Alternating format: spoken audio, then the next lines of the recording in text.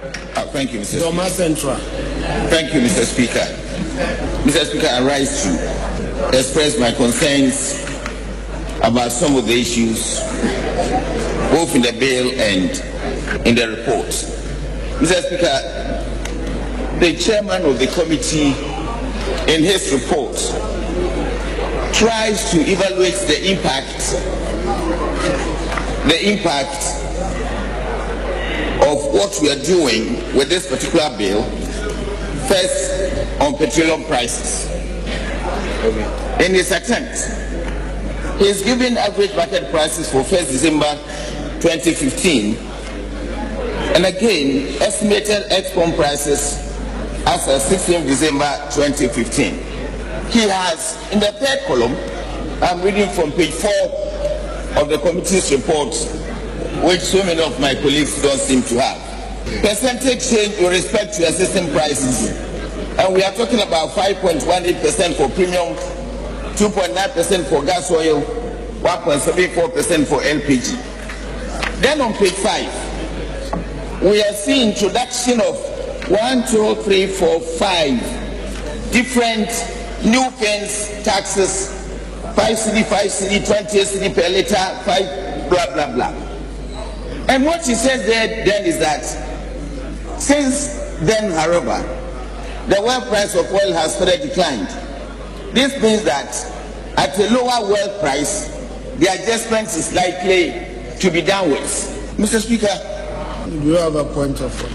Mr. Speaker, the honourable member mentioned a figure which I want to correct for the records. He said 5 cedis per litre. It's not 5 cedis, 5 pesos per litre. Thank you, Chairman. Thank you for bringing my notice to this fact.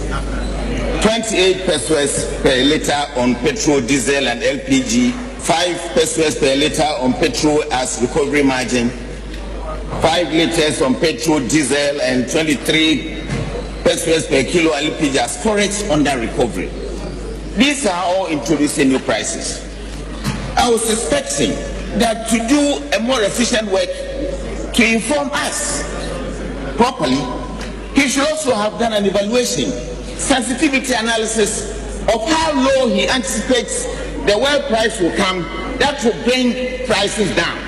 That has not been done. So how does he convince me and other friends that these adjustments will one day bring fuel prices down?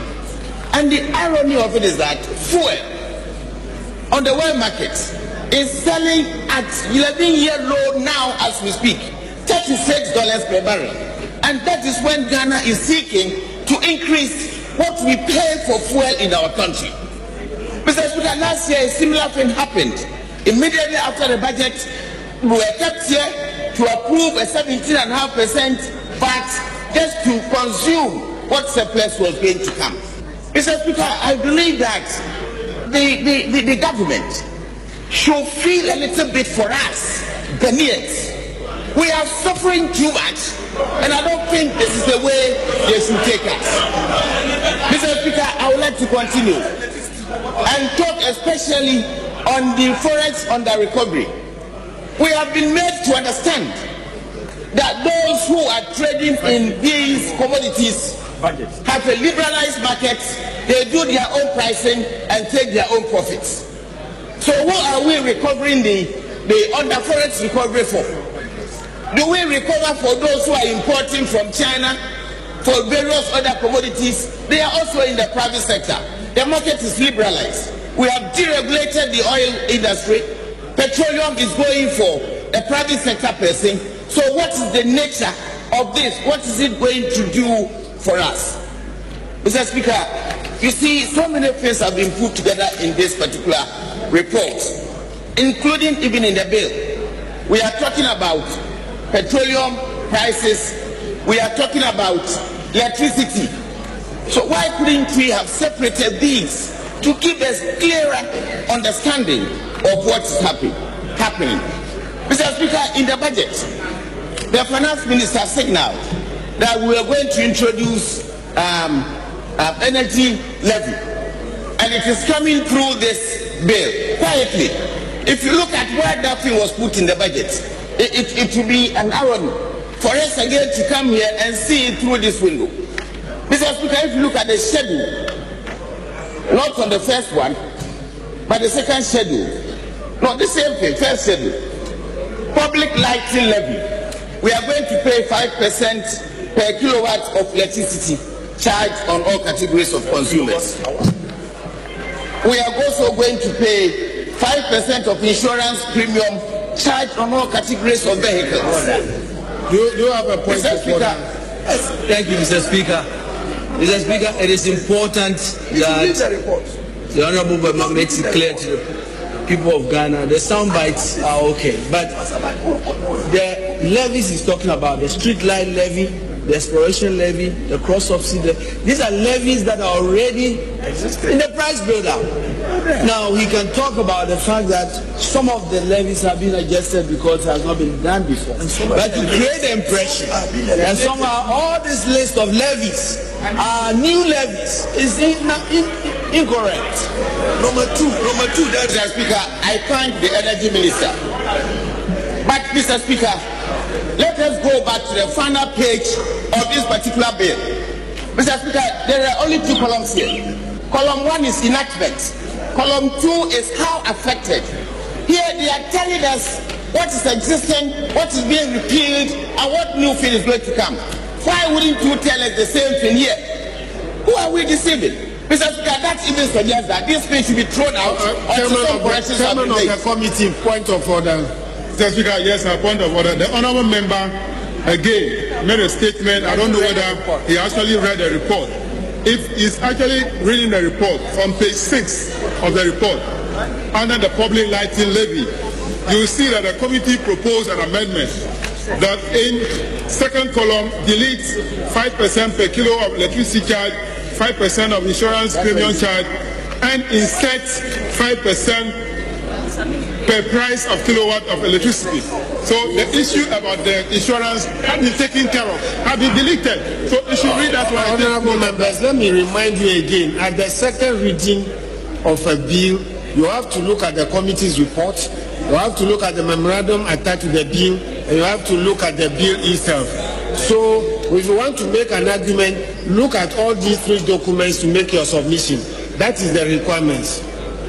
This is why my colleagues signed a note that this report was given to us in the chamber here this morning when you came here and you were sitting here. Why do you expect us to go through and read them and make our arguments with? Who should sit down? Let me continue, Mr. Speaker. Mr. Speaker, that is an intention declared, and we can talk about intention of what you plan to do to us. And we will have every right and privilege to show you.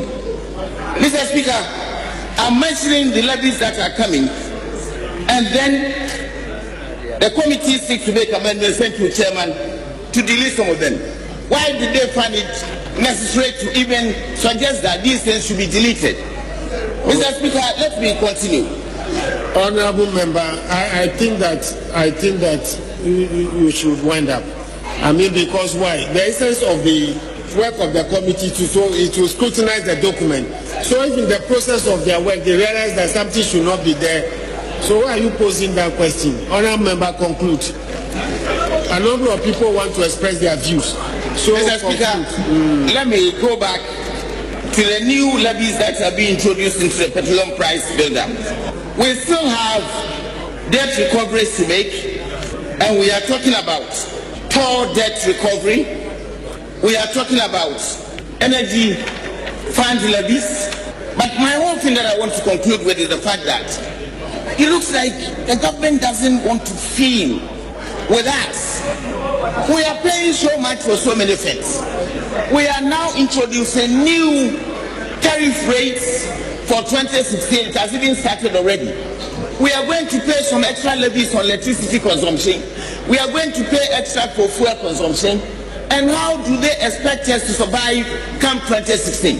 Mr. Speaker, these are some of the reasons why I think that we'll have to look at the bill in the stage where we are making these amendments and delete almost all these new levies that have been introduced. Thank you, Mr. Speaker.